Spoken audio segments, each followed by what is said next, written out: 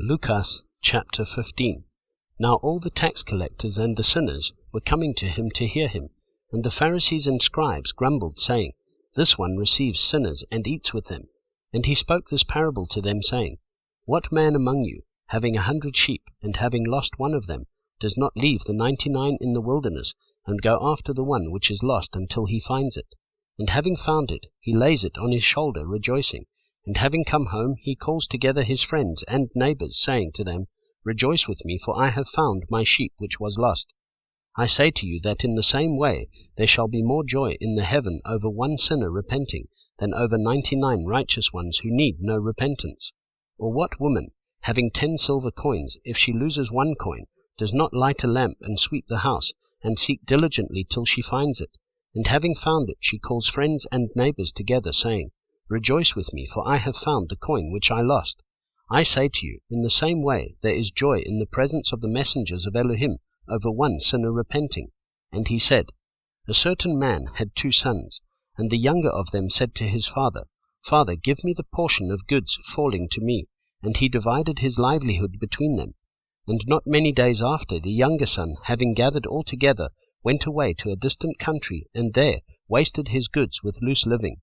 And when he had spent all, there arose a severe scarcity of food throughout that land, and he began to be in need. And he went and joined himself to one of the citizens of that country, and he sent him to his fields to feed pigs. And he was longing to fill his stomach with the pods which the pigs were eating, and no one gave to him. But having come to himself, he said, How many of my father's hired servants have bread enough and to spare, and I am perishing with hunger?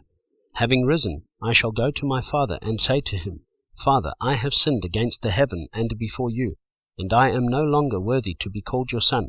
Make me like one of your hired servants. And having risen, he went to his father. And while he was still a long way off, his father saw him and was moved with compassion, and ran and fell on his neck and kissed him. And the son said to him, Father, I have sinned against the heaven and before you, and I am no longer worthy to be called your son. But the father said to his servants, Bring out the best robe and put it on him, and put a ring on his hand, and sandals on his feet. And bring the fattened calf here, and slaughter it, and let us eat and rejoice, because this son of mine was dead, and is alive again, and he was lost, and is found. And they began to rejoice. And his oldest son was in the field, and when he came and approached the house, he heard music and dancing. And having called one of the servants, he asked what this meant.